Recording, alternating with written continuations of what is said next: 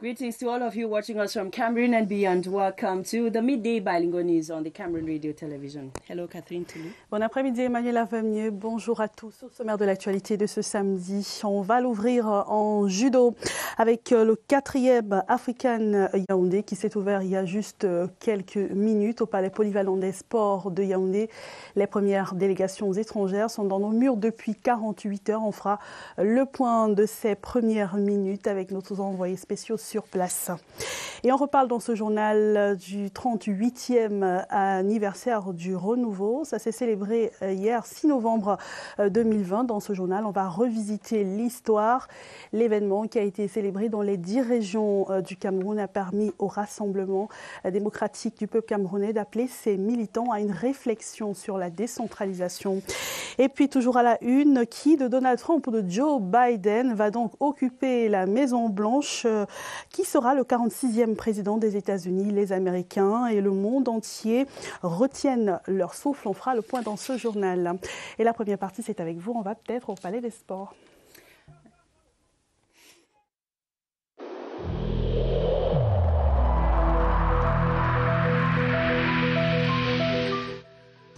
The wearing of face masks in public places will be mandatory until further notice.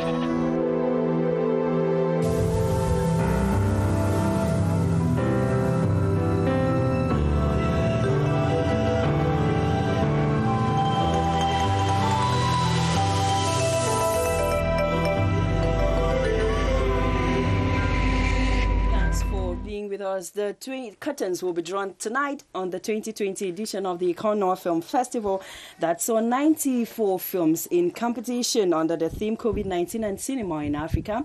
The festival that ran for a week was full of film projections. The training of youths on filmmaking keeps black screens equally occupied. The innovations of this edition of the festival, the closing ceremony tonight, will be aired live on the Cameroon Radio Television, especially CRTV News. We're starting with the red carpet moment as from 8 p.m. and the prize award ceremony at 9 p.m. On to one of our lead stories now. 9 out of the 14 African countries expected to take part at the Judo International Tournament in Yaoundé are already in place at the sports complex. Some 61 judokas are thus taking part in this competition ahead of the Olympic Games in Tokyo in 2021. Let's now try to hook up with our reporter Romeo Nkeni, who is live at the Yaoundé Sports Complex. Hello, sportsman. Tell us, what is the updates out there? Us studio, welcome to the 15th edition of the Yaoundé International Open for Judo, where 61 athletes are taking part in this particular competition here at the Yaoundé Multipurpose Sport Complex. Because of the COVID-19 pandemic, there are many of them who have not made it to this rendezvous, and this year they are only athletes from Africa, especially that this competition has brought together this year 9 out of 14 countries that were supposed to be taking part. And we want to also tell you that, as you can see behind here, these are qualification games for some finals that are slated for this afternoon. A competition that will be presided over by the Minister of Sport and Physical Education, Professor Narcisse Mwele Kambi. This same competition too is going to be serving as a gateway to the qualification of the 2021 Tokyo Olympic Games, slated for July next year. From the Yaoundé Multipurpose Sports Complex, signing off for the Midday News, I am Romeo Kenyi. Over to you. Salut. Thank you very much, Romeo Kenyi, and don't try any move out there. You might come back limping. As you heard in one of our top stories, President Paul Biya is 38 years in power as President of the Republic of Cameroon. 38 years of stewardship that has seen him broaden the international relations of the country. Through his policies on the maintenance of peace, Cameroon has remained steadfast despite the close to 4 years socio-political upheavals in the northwest and southwest regions, as well as the Boko Haram insurgency in the far north region. 38 years in power. Report by Ebenezer Kanga. Under the leadership of President Paul Biya, Cameroon has been a haven of peace. He is always preaching peace. He talks peace to the youths, to the elderly, to everybody. He speaks peace. President have really chose peace as the first factor, the first value to promote the way to development. There has been serious challenges to peace in Cameroon, notably the ghost towns in the early 90s, the Bakassi conflict, Boko Haram terrorism, and the socio-political upheavals in the northwest and southwest regions. President Biya has always opted for dialogue and openness in resolving disputes. When our country has faced some situation as, let's say, socio-political crisis by the years 1991, he offers and he made the option to gather, to put together, let's say, sons and girls of this country. In 38 years, President Paul Biya has not only been working for peace, but also for development and nation building. Look at our stadiums or stadia that he has caused them to be constructed. The roads, so many things, the seaports, and so many big projects. Paul Biya and Cameroon have come a long way in 38 years, but the target fixed by the head of state is emergence by the year 2035. And we retrace the history of how the President of the Republic of Cameroon, Paul Biya, acceded to the helm of the state of the country. He has been able to maintain Cameroon in one piece despite the so many challenges. And beyond this, President Paul Biya has impacted the political, social, as well as economic spheres of the Republic of Cameroon. Chief Unity Palace correspondent Ashunyanti. Political connoisseurs have described this man, President Paul Biya, in the words of Winston Churchill, as being a riddle wrapped in a mystery, inside an enigma, an inscrutable personality always talked about but never really understood. Just because I keep quiet does not mean I have nothing to say. Indeed, in 38 years, Paul Biya has a lot to say about his achievements at the helm of this country. Upon assuming office, he immediately rolled out what is his political mantra, standing on 5 pillars: rigor, moralization, democracy, social justice, and diplomatic outreach. One of the goals I set for myself on November 6 is moralization. Do you think we are there yet? As far as I'm concerned, no. And the president has walked his talk. Little wonder that the fight against corruption and the prevarication of public resources, with visible results over the last 2 decades, is a cornerstone of his administration. J'ai donné des directives au gouvernement, au Premier ministre, au ministre des Finances, I have instructed the government to take this fight one notch higher. We cannot be fighting against poverty and allow people to embezzle public funds.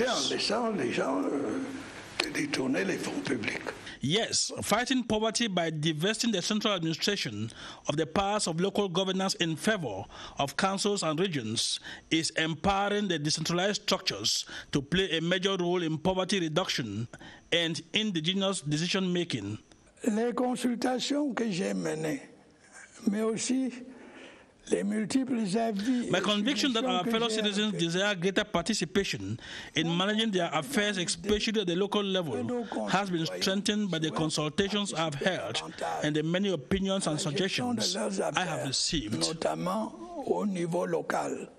With the regional elections now in the home stretch, Paul Biya will put a cap on the full decentralization of Cameroon and a new form of local governance, special status in the English-speaking regions of Cameroon. Despite the monstrous adversity and multiple crises, the president has consolidated democracy, steadied economic growth, produced an infrastructural metamorphosis in roads, stadia and all, and enhanced Cameroon's international standing. In this, the president has ensured that the interest of Cameroon prevails. The esteem and awe that Paul Biya inspires in the international scene are a testament to this reality. He has been able to employ his diplomatic savvy to get Cameroonians occupy strategic positions on the world stage. But if there is one thing that the president has spent 38 years to nurture, mature, and give exposure to, it is the country's unity project, The president has been up to multifarious security challenges, some of which have threatened the peace and unity in the country, but he has remained unshakable. Allons-nous, disais-je, I ask again, are we going to jeopardize the national unity we fought so hard for, which is at the very foundation of our country? Let's be clear about it. That cannot happen. Given that the country has not lost even an iota of its territory to Boko Haram and other obscure forces, is an endorsement that President Paul Biya has lived up to his constitutional responsibilities. In Santa, in the Northwest region, the 38 years of the New Deal government has equally been beneficial for them in some spheres of economic as well as social life. Let's see what has changed 38 years after in Santa with this report from our correspondent from CRTV Northwest.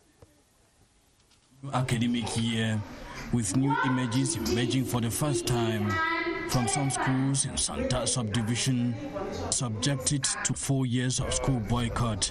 This atmosphere confirms the narrative by education officials in the locality. 70 primary and nursery, as well as 18 secondary and high schools, reportedly functional, but some restive parts of the Santa subdivision are still under the boycott spell. Pinyin and Awing, those are the two areas that we will have to touch to increase the number of students. These school items are donated to tackle a limping academic picture, but they don't know also situated within a political context. Our celebration of 6th November shall be more with giving material to our children, encouraging them to go to school, encouraging them to fight against this dangerous disease called COVID-19. Santa subdivision is one of the gateways into the Northwest, and it's keen on portraying the image of effectively leading the fight against school shutdown in the Northwest. A library has been reduced to ashes at the Obala market on the outskirts of Yaoundé. The fire incident broke out last evening in the market, and thanks to the intervention of locals, the fire was sequestrated and put out. If not, it would have spread to the rest of the market shops. Currently, no life has been lost, but only material damage, and the cause of the fire is being suspected of a short circuit because it occurred immediately after power returned.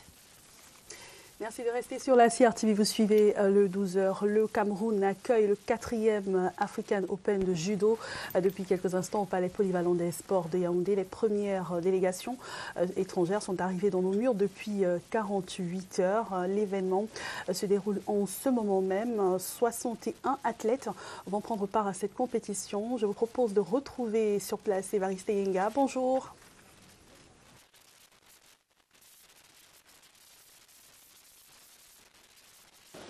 Bonjour Cathy, c'est le top départ de l'African Open Yaoundé 2020, 4e édition du tournoi international de judo. Le Cameroun remet donc son titre en jeu dès ce jour et dès cet instant. À l'échauffement, 46 athlètes camerounais, 61 venus de l'ensemble du continent pour les 9 pays qui participent à cette compétition. On aurait pu avoir davantage de participants seulement en raison des restrictions du Covid-19.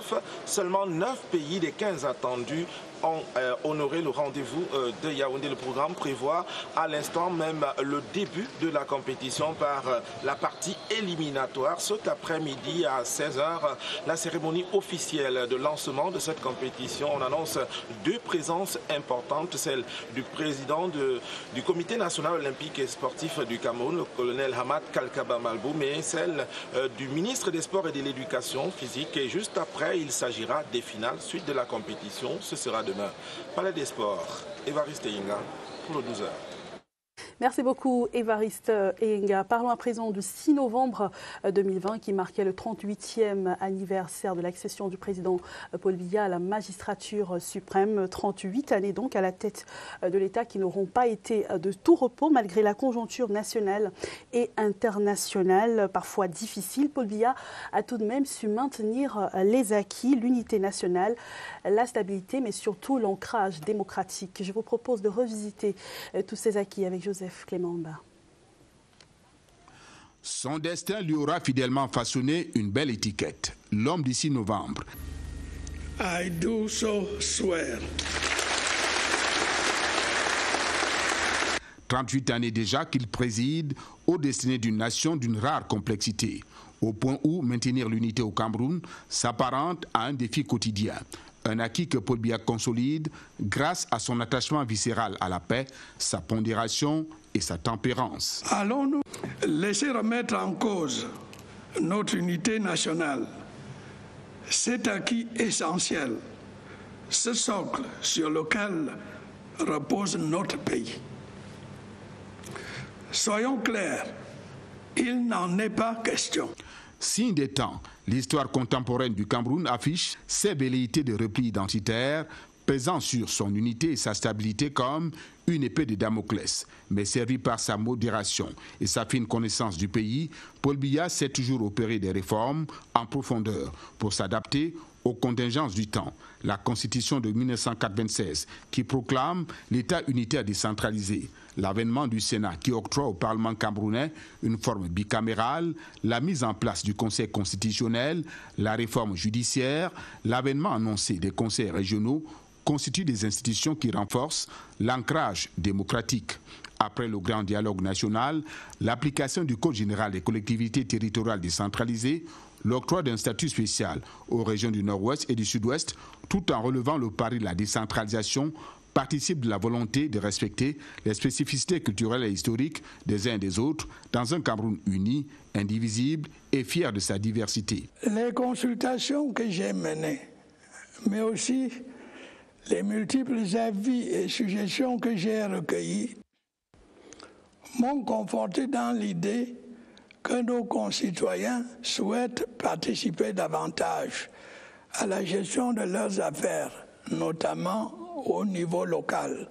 En 38 années, la moralisation demeure le credo du président Biya. Un des objectifs que je m'étais fixé le 6 novembre concernait la moralisation.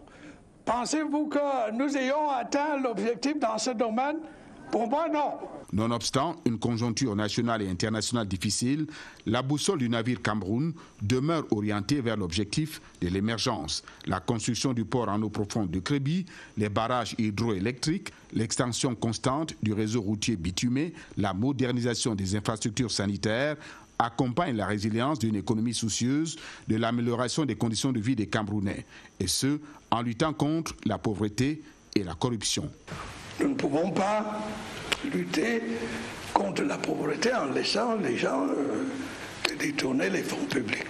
Légaliste et rompu à la pratique du dialogue, Paul Biya, grâce à son doigté diplomatique, aura obtenu la reconnaissance de la souveraineté camerounaise sur Bakassi, un acquis historique, tout comme ces brillantes victoires sportives qui hissent le Cameroun au firmament du sport africain et mondial, des infrastructures futuristes pour l'accueil du CHAN 2021 et de la CAN 2022 prouvent que grâce à la méthode de Biya, le Cameroun va toujours droit au but.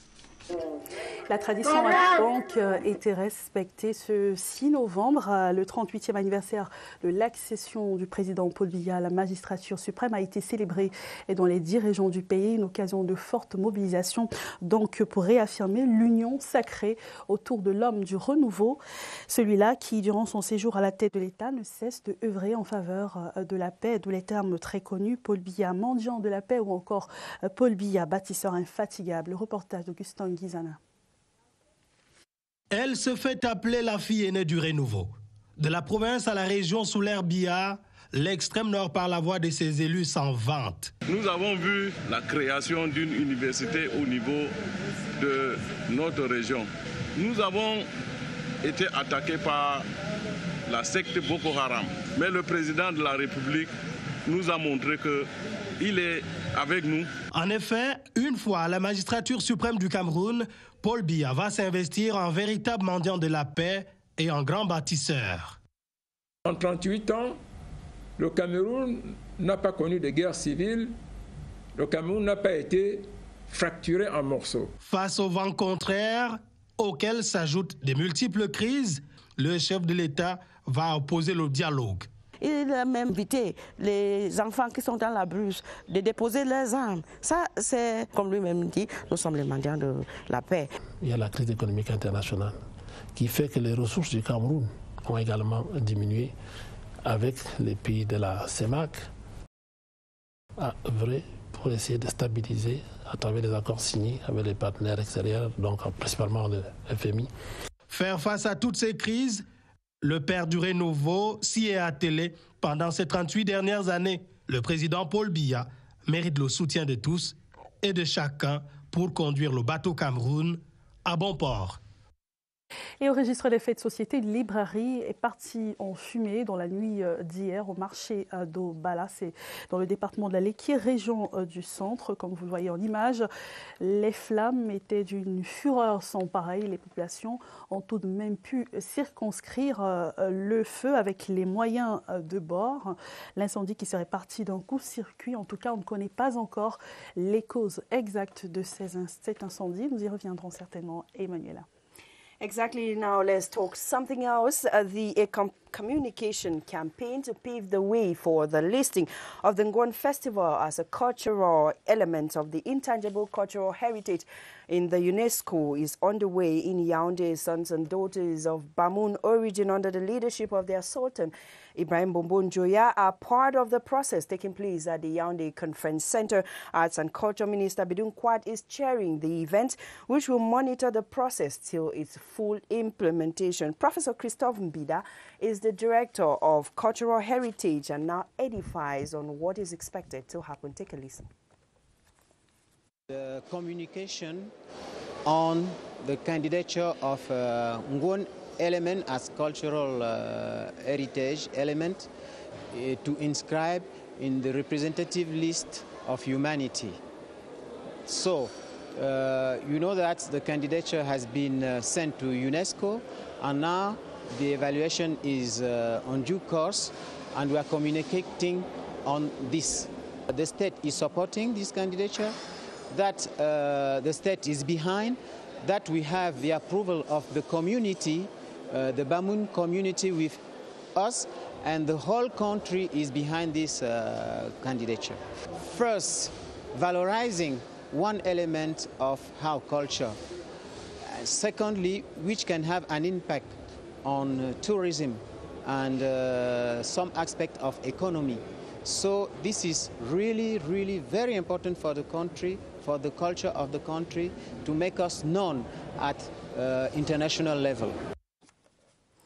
On to something else now. A seasonal program on the national station of the CRTV dubbed Varsity Forum has come to a close. The program that was somewhat like a school resumption for university students on the radio across the national territory was described as a challenge for presenters and producers who at the end received thumbs up for a job well done. Yoti Kaleli Songe witnessed the closing ceremony. Je suis Daniel Augustin Mpekmitamak. I am Chonko Bekebisa.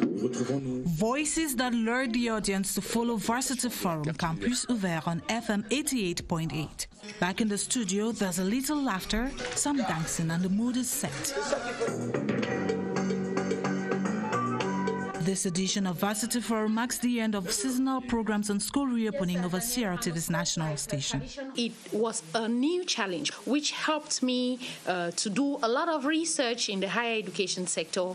Then comes the director with a big thumbs up, but they admit it wasn't an easy season. In this particular year, it has been respect of barrier measures. Sometimes we had to resolve to send questionnaires via WhatsApp and get sound bites, and we were able to get packages even from our regional correspondents. Thank you to all the colleagues and the head of the regional station of CRTV, because they help us to have a national color of the programs. With kudos and tact, the mics in the studio go off while some bid farewell to listeners. But as from this November 30, the audience will be served with Artifice de Fête, end of year glow 4 to 5 p.m. on weekdays. Et parlons de culture dans cette édition du 12h pour la première fois. Une activité culturelle postule au rang des patrimoines immatériels de l'humanité. Il s'agit du Ngone, l'immense rendez-vous soutenu par l'État du Cameroun. Ouvre en ce moment une campagne de communication au Palais polyvalent des sports de Yaoundé. Retrouvons sur place Serge Atangana-Bissau. Bonjour à vous là-bas en studio. C'est bien d'une révolution, c'est ce qu'il faut dire, pour ce qui se passe ici au Palais des Congrès de Yaoundé, cette mi-journée. Depuis 2003, notre pays, le Cameroun, s'est inscrit comme candidat à la sauvegarde du patrimoine immatériel de l'univers. Le Ngone qui nous vient de Fumban est le premier élément que l'État du Cameroun a retenu comme candidat à cette sauvegarde. Le Ngone, une culture bamoun venue des années 500 du peuple Tikar. Nous avons juste une question pour le professeur Christophe Mbida-Mindié, qui est le directeur du patrimoine au ministère des Arts et de la Culture. Bonjour professeur. Bonjour. Une question, dites-nous, qu'est-ce que le Cameroun gagne à inscrire le Ngone comme patrimoine immatériel de l'univers? Le Cameroun gagne en termes de rayonnement de sa culture, en termes de visibilité sur sa culture, ce qui peut effectivement avoir un impact sur le tourisme et les autres aspects sur la visibilité de la culture camerounaise à l'international. Il y a autre chose ? Bien sûr, il y a autre chose. Ça veut dire que le Cameroun, qui est à partir de la Convention 2003, met en œuvre, respecte ses engagements internationaux et présente au monde les éléments de son génie créateur. Nous allons remettre l'antenne là-bas en bas 2 en précisant une chose. Ils sont au moins 20 000 les Bamouns, mais tous ne sont pas venus, 20 000 à Yaoundé, tous ne sont pas venus au Palais des Congrès, mais il y a une bonne brochette ici. Serge Atangana-Bissau pour le journal de midi, CRTV. Merci beaucoup Serge Atangana-Bissau qui se trouve évidemment, vous l'avez compris, au Palais des Congrès de Yaoundé. Et maintenant, on va parler de l'arrondissement de Yaoundé 2, Yaoundé 2e, qui a choisi à sa manière de lutter contre le chômage en ces temps de Covid. C'est à travers une formation de 105 jeunes sur les produits de revêtement intérieur et extérieur. C'est une initiative de la mairie. Le reportage de Marie-Alphonsine Ounin. Une cuvée de 105 jeunes formés à la pose des produits de revêtement intérieur et extérieur, prêts pour l'emploi. Le sous-préfet de Yaoundé 2, dans son allocution, n'a pas manqué de rappeler aux bénéficiaires la chance qui est la leur en ces temps de Covid-19 et surtout à une période où survient le drame de Kumba pour des jeunes qui ne demandaient qu'à s'instruire et qui ne le pourront plus. Un enfant qu'on enseigne est un homme qu'on gagne. Nous avons aussi observé une minute de silence en solidarité avec nos frères de l'autre côté. Une aubaine pour le premier magistrat de l'arrondissement de Yaoundé 2 qui voit dans cette action une baisse considérable du chômage des jeunes. C'est une opportunité pour ces jeunes de la saisir et de pouvoir non seulement bénéficier de cette formation à moindre coût et surtout qui facilitera leur insertion. Une initiative proactive qui a déjà fait ses preuves par le passé. Nous ne les formons pas pour qu'ils aillent rester dans la maison, pour qu'ils aillent rester au quartier. Non, c'est pour qu'ils se mettent au travail. Ici, nous avons tenu une formation, c'est un emploi. Et derrière cet emploi, c'est plusieurs personnes qui vivent. J'ai bénéficié d'une première vague de formation initiée par M. l'oncle Bienvenu, qui m'a financé la formation à l'école, la grande école de formation de Bingila et Pave. Là où j'ai fait 9 mois, et je suis sorti avec un diplôme d'élevage en pisciculture. Ponctualité, assiduité, voici les maîtres mots de cette formation pour ces jeunes en phase de devenir qui recevront leur parchemin vendredi prochain. Have you heard of a locality called Minga Bibe? If not, then stick with us. On our feature, our reporter Ibude Akane of CRTV Center takes us to see live in this locality in Nangaiboko subdivision of the Center region. The locality of Menge Bibe in the Nanga Eboko subdivision is highly reputed for its railway station, which has been described by many as a blessing to the population. During the day, this place is lifeless, with all stores and bars closed. Activities pick up steam at about 6 p.m. when the area starts bustling with a lot of economic activities. Petty traders can be seen selling food items as well as fruits and vegetables. Every Saturday, I come here to buy items to sell in Obala. I sell bananas. A day I can sell for 2,000 or 2,500 francs. I buy at Bibé and sell at Mengue Bibé. While the traders and passengers wait anxiously for the arrival of the train, others can afford to have a sound sleep. It's almost midnight at Mengue Bibé, and here comes the train.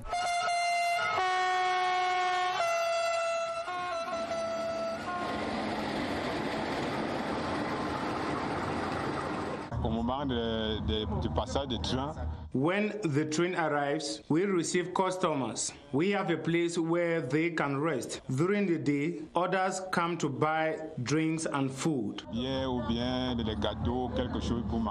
There is a lot of ecstasy in the air as the passengers get on board with their luggage. It's time for brisk business as the vendors propose their items to the passengers in the train. As the train takes off, most of the vendors relax and enjoy themselves at a nearby nightclub while waiting for the next train, which arrives at about 4 a.m. Au-delà de nos frontières, élection présidentielle américaine, l'attente se prolonge. Les compteurs des voix des deux candidats sont bloqués depuis hier. 264 grands électeurs pour le candidat démocrate Joe Biden et 214 pour le président sortant Donald Trump qui continue de crier à la fraude. Le reportage de Jean-Pierre Congé. Les résultats de la présidentielle aux États-Unis se jouent désormais dans 3 États clés où le démocrate mène la course, devançant son adversaire républicain de quelques milliers de voix. Pennsylvanie, Géorgie, Nevada, 42 grands électeurs au total. En effet, au fur et à mesure que les votes par correspondance sont dépouillés, le démocrate continue de distancer son adversaire. 49,4% contre 48,5% dans le Nevada, 49,5% contre 49,4% en Pennsylvanie et égalité presque parfaite en Géorgie à 49,4% avec seulement 917 voix de plus pour Joe Biden. Et il est à préciser qu'une victoire de l'ancien vice-président de Barack Obama dans l'un des 3 États lui ouvrirait définitivement les portes de la Maison-Blanche. Sauf qu'il faut compter avec l'entêtement de Donald Trump qui ne s'avoue pas vaincu. Il continue de crier à la fraude, ce qui commence à exacerber certains élus de son propre camp qui se désolidarisent de ces allégations qui pour eux ne reposent sur aucune preuve tangible. Une vidéo tronquée dans laquelle Joe Biden admet avoir mis en place un vaste réseau de fraude a même circulé, mais très vite taxé les Fox. Une longue attente qui a pour effet de provoquer des manifestations dans certaines villes américaines où les pro-Trump et les pro-Biden sont à 2 doigts d'en venir aux mains. And that brings us to the end of the midday news on the CRTV. Don't forget to watch a Kanoa closing ceremony live on CRTV News as from 8 p.m. See you, Catherine Toulou. À demain, Emmanuel Avenier. Mesdames et messieurs, merci de votre fidélité au programme de la CRTV.